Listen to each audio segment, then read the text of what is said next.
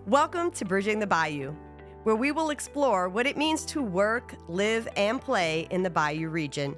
Join us as we take a deeper dive into the people and experiences that make our region such a special place to live and work.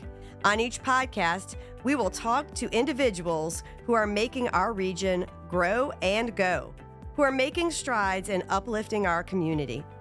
This is a podcast of Fletcher Technical Community College.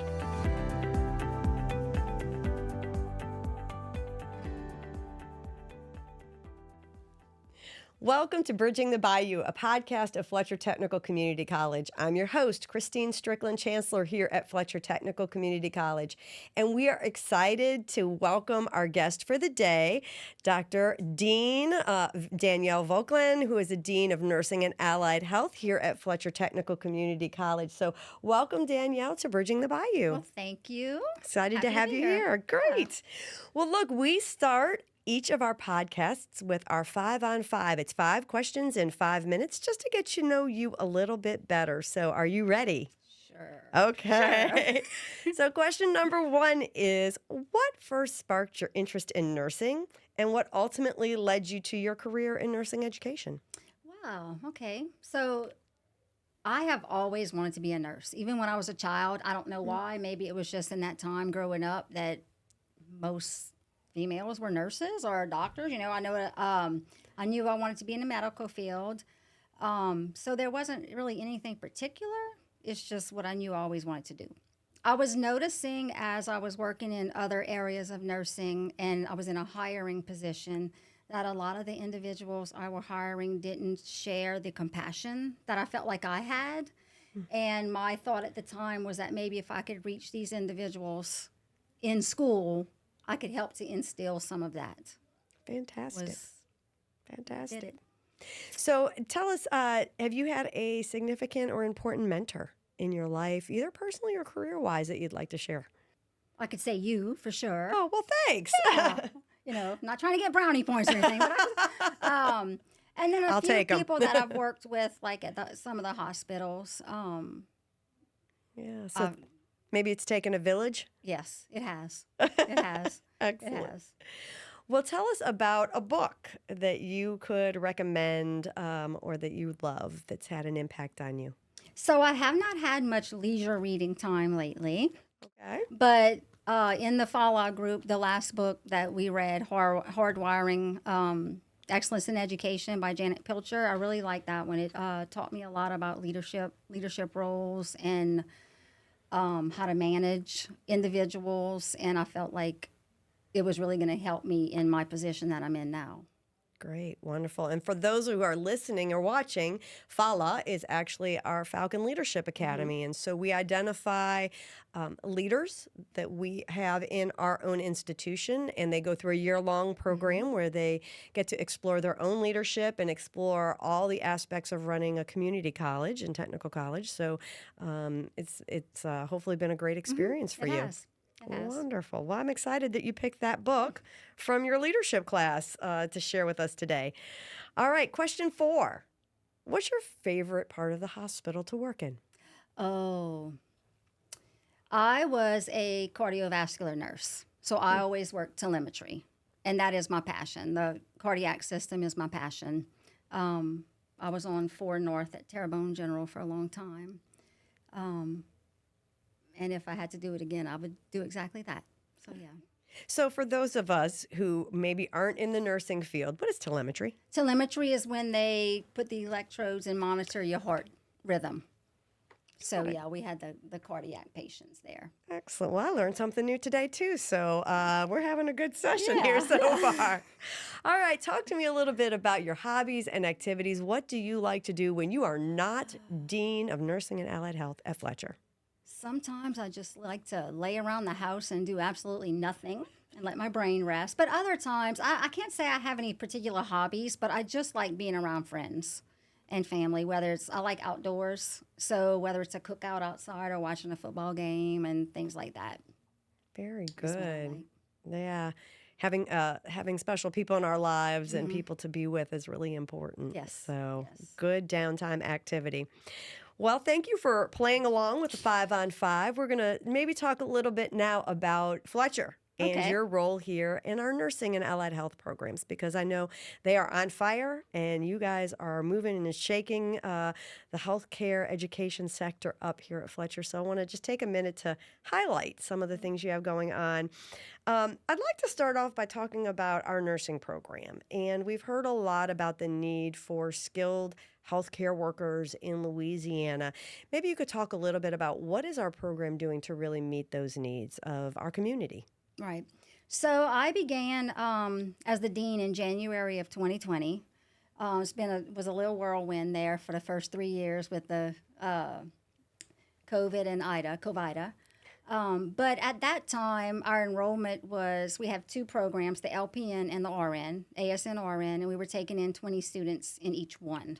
So my goal was to increase that enrollment to meet the needs of the community, because, we were getting phone calls every day, needing nurses, needing every allied health profession, actually.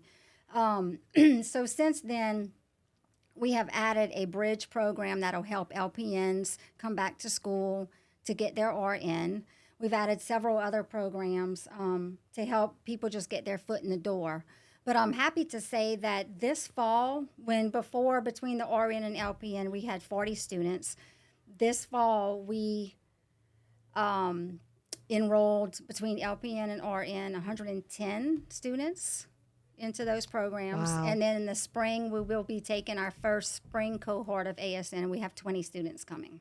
That is some significant growth. Kudos to you all and the faculty. Yes, they for are getting that killing access. it. Yeah.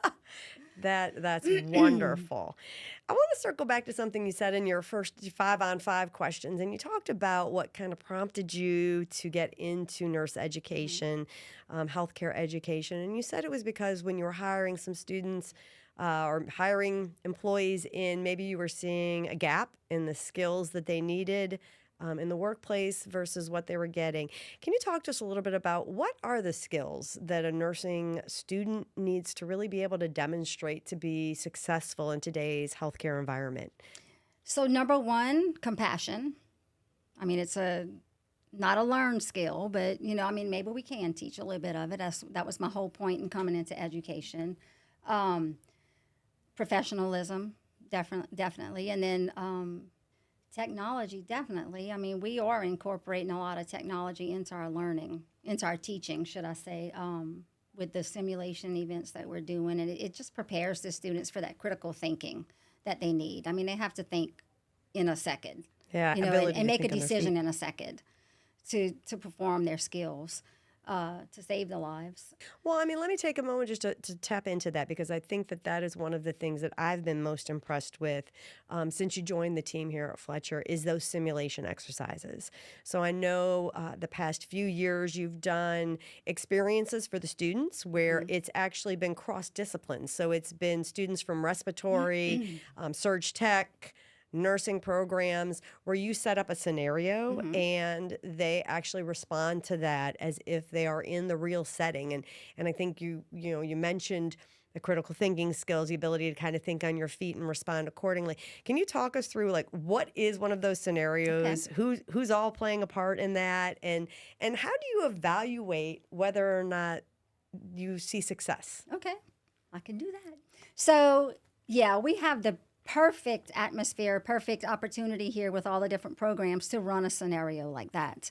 So in this particular scenario, we had Victoria, who is our birthing simulator, was in the process of having a vaginal delivery. She started having some difficulty where she started having some hemorrhaging. So the nursing students had to make the decision of what was probably going on with her and then had to take action. So what they did was they called for some lab work to be done. So our phlebotomy students came in and drew some blood on Victoria to check out her blood work. And then we brought that to the med lab tech students, who then typed and cross-matched some blood because it was found that Victoria needed to get a transfusion, and she needed a C-section. So at that time, we had to take the students and Victoria to our surge tech students who assisted with a C-section. They helped deliver the baby. When the baby came out, the baby's APGAR score was not very good. She wasn't breathing. So our respiratory therapy students got involved and helped her out to breathe. And the reason I knew it was successful, because when that baby cried, I think everybody in the room cried. All the students cried because it was so real. It felt so real. And the students loved it. And it just showed them how they all have to work together as a team. Yeah, how incredible. And Mom and baby are doing well? Yes. Okay, good. Yes, I am they were glad. fine. They were That's fine. because we have amazing students here at Fletcher Technical Community College that all of our healthcare providers, if you're watching, you want to hire. Yes. Absolutely. So I want to take a moment and pivot. You started a new program just recently where you take education on the road. And you have been really committed and passionate about this. You actually wrote a grant through the Bayou Community Foundation to help support this effort. Could you tell us a little bit about the program, but also talk to us about why? Why was that important to you? So the program is the medical assistant program. It's one of the first opportunities for individuals to get their foot into the door of healthcare. You know, it's a short program. It's 20 weeks. Students that take the program will learn how to do some office systems work in a physician's office, clinic, could be a hospital setting. They also learn phlebotomy, how to draw blood, do venipuncture, and they learn how to perform EKGs, give some medicines, do health assessments. So generally, that person, when you go to the doctor, the first person that comes in and talks to you is usually a medical assistant. So they can help with all those things. So I know one of our missions here at Fletcher is to make sure we're reaching all the underserved areas. And I grew up in Montague, so I knew what it was like to be in an underserved area. You know, I was an hour from Nichols or whatever, and it was difficult for me to get to school. So the idea I had was to take the medical assistant program down the bayou so that students down in that area could get that opportunity to get their foot in the door of a medical career. Without having to come an hour to Schriever. Many of them, when I was doing my research, many of them were one vehicle families. So you might have one spouse working, the other one can't come here. So that's what we did. We had partnerships with the Terrebonne Parish Rec Center, who the first time we did it was in Chauvin, Montague, because, that's where I was from. And that Bayou Community Foundation at the time was offering a grant that was for $20,000, and it needed to benefit Chauvin, Montague, and Grand Isle, or Grand Isle. So we did take that down there, and the beauty of it was the students didn't have to pay anything. The grant paid the entire tuition. We bought books for the students. We bought shoes if they needed shoes. You know, my instructor took all of her equipment to the gym, Smith Ridge Gym in Chauvin, allowed us to use their gym. And the fire department in Montague allowed us to use their fire department one day. But so I just wanted to thank all of them. Yeah. And she would just bring all her equipment down there. Students did their theory work online and met with her once a week. And she went over the information they had learned online, and then they did their labs down there. And since then, we've done it in Chauvin, Montague. We've done it in Cutoff. This semester, we're in Dulac. And then next semester, we'll be in Franklin with that same program. What expansion. That's fantastic. And I know there have been some other partners who have also stepped up to help us, whether it's providing facilities. Anybody else you want to recognize in those other locations? Our hospital partners, Terrebonne General, Ochsner, Chabert, Cardiovascular Institute of the South, all the hospitals, Thibodeau, everybody's been helpful. Wonderful. To take our students into the clinicals or whatnot. Yeah, and I think we had a community member as well who donated some space, some physical space. Mr. Mike Colley in Cutoff did allow us to use his venue of Poppy's Palace for our Cutoff class. Yes. To do their labs. So, yes, much appreciated. So, again, it kind of goes back to that thing I said at the beginning. It takes a village, right? Yes, it does. So many partners in our community who continually step up to help individuals in our community improve their lives. And I know you've had some success stories come out of that. Maybe would you like to take a moment to highlight one or two of those? So many. And the students are so grateful. You know, they're just to be given that opportunity. We did have one individual in the first group in Chauvin. She said she was just in a little job and she could never get ahead. She was an older individual, my age, you know. And We call that seasoned, not okay, old. seasoned. Sorry, seasoned. But yeah, her story is she did end up getting hired after. Actually, before she took her certification exam, she ended up getting hired at Chabert. And my understanding is she is going to be returning to school for her LPN with some help from Oshner Chabert. You know, so it's amazing.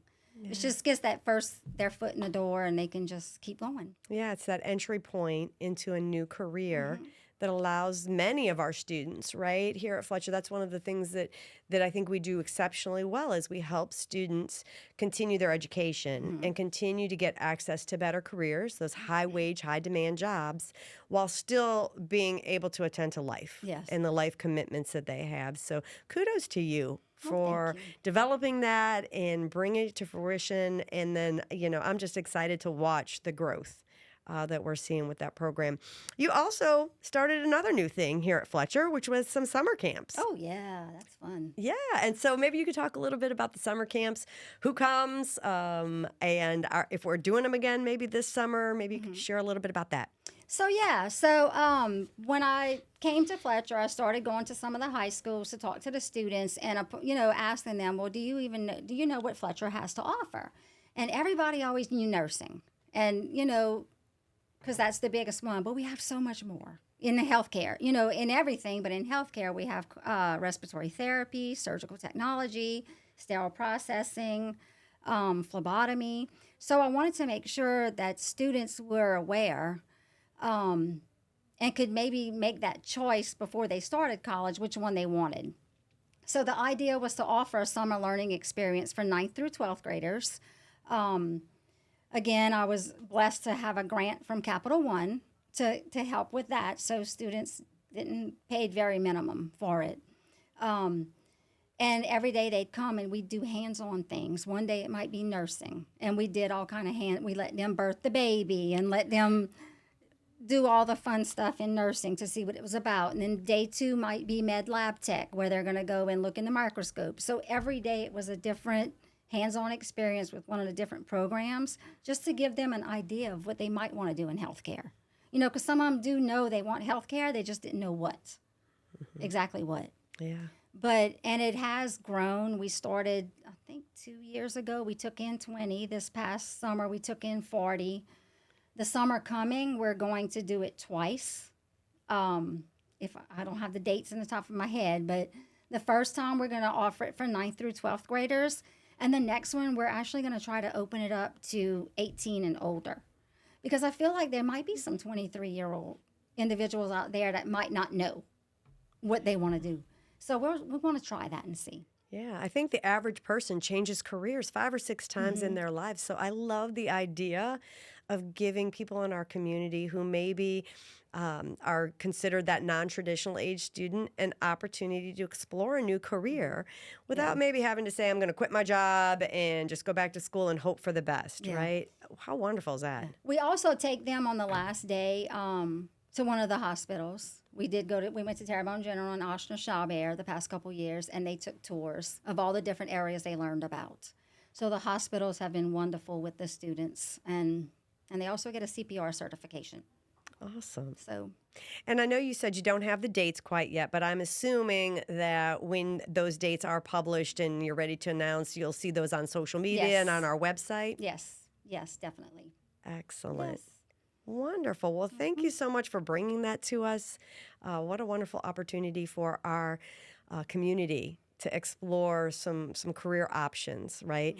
And I would be remiss if I didn't mention that we have other summer camps that do very much Yes. the same. We have summer camps in our technical programs, and those always fill up very quickly. So I will Yes. say, if you are interested in one of those summer camps, be sure to keep an eye out on our social media, whether it's Facebook or Instagram, as well as our website, because when they open, you want to get your slot quickly, right? Yes.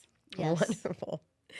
So, as you are leading all of these wonderful programs, and I know you are a nurse by trade yourself, but I'm wondering, just curiosity, how do you keep up with where our programs need to go? How do you stay fresh and kind of in the know on what's happening in the hospital systems or in the healthcare industry in general so that you know where to direct and lead our programs? For me, it's just a lot of conversation with our partners. I have very close relationships with all the leaders in all of our healthcare facilities.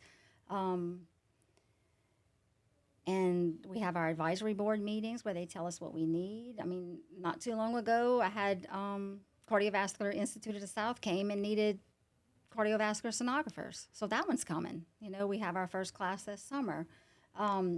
I would say for me, that's the best way that I keep up, just constant conversations.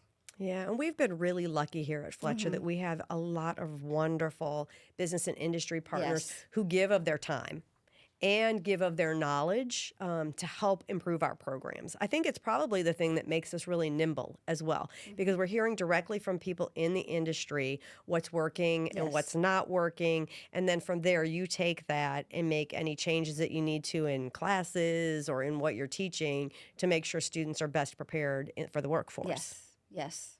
Wonderful. Well, great. Well, look, I know we've talked about a couple of things that you're probably pretty proud of, right? Whether Yes. it's the Down the Bayou programs or our summer camps. Are there other things that you'd like to highlight that you're especially proud of in our nursing and allied health programs? My biggest passion is the Down the Bayou. Yeah. The Down the Bayou programs, but just the growth. I'm so proud of our faculty because it's been, I know, like I said, since I got here in 2020, it's been some obstacles, with everything going on. But our faculty is doing an amazing job at getting these individuals ready to get out there and take care of us. Take care of us one day in the hospital. So I'm proud of what we're doing. I'm proud of the growth. I'm proud of our new building. I'm just proud of everything with it. I'm happy to be a part of it. Well, I'm going to say today, right now, that I am proud of what you all are doing as well. I think you really are meeting that healthcare need. And, we saw sort of an exodus from the career path of healthcare following COVID, right? We saw a lot of nurses who said they were going to step out of that career pathway. And so what we do here at Fletcher and the need to grow that is really important. Yes. I'd also like to maybe talk about, we haven't had a chance to mention it, but you are helping one of our sister institutions Oh, yes. up in Alexandria, Central Louisiana Technical Community College, with some nursing programs up there. Maybe you could talk a little bit about what that partnership looks like. Sure. So our sister college, CLTCC, was in a position where they did not have an ASN RN program yet.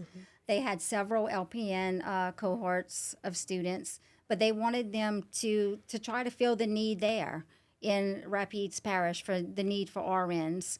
So we took our LPN to RN Bridge program that is designed as an online program. Students in that program that have been LPNs for at least a year can come back to get their RN online.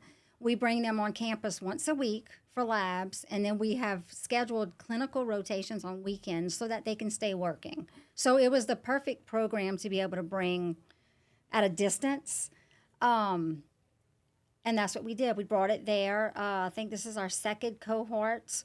Students take the online classes with our faculty here. I hired a faculty in Alexandria to meet with the students once a week to do labs and to do clinicals on the weekends. So, I think we completed 5 last summer, And right now we have 9 in that program. So.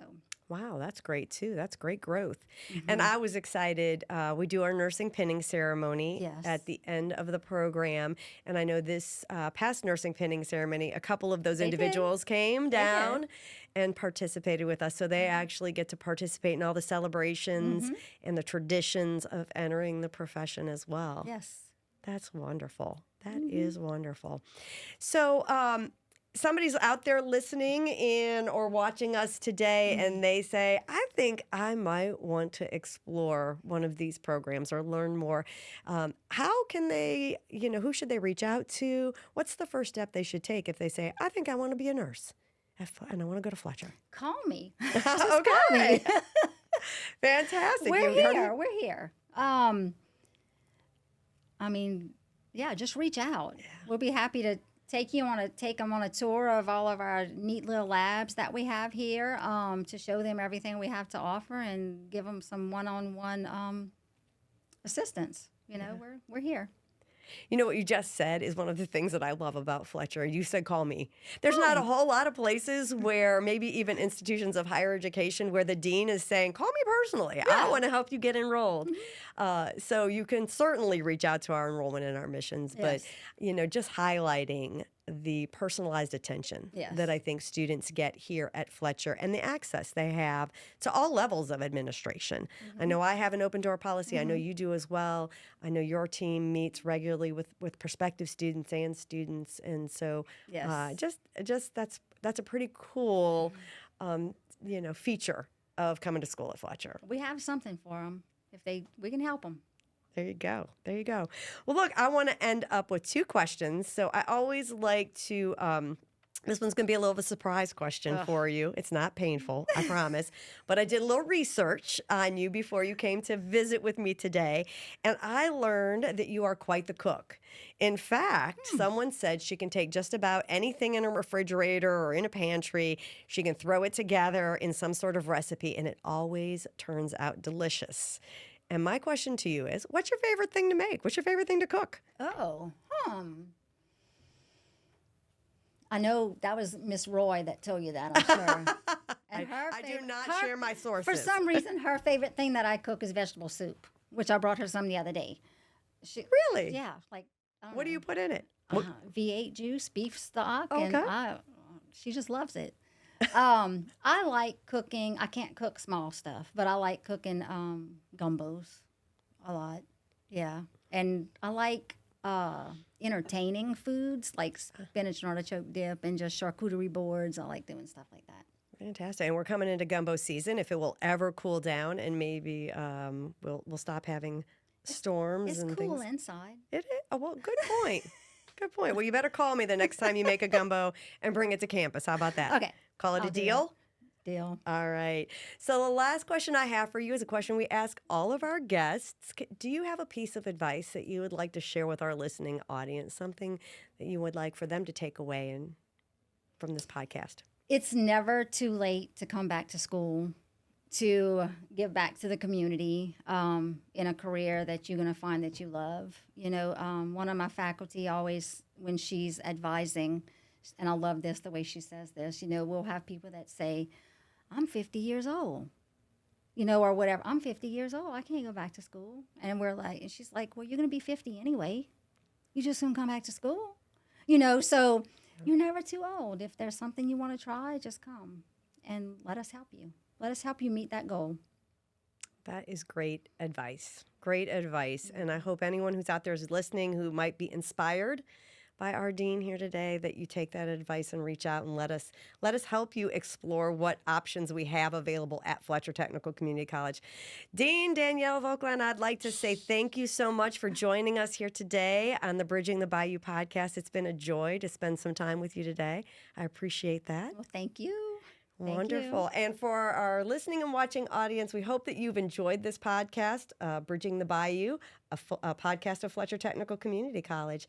We hope that you will join us again for future episodes. And for now, hope you have a wonderful week. Thank you for listening to Bridging the Bayou, the podcast of Fletcher Technical Community College. Be sure to like and subscribe wherever you get your podcasts.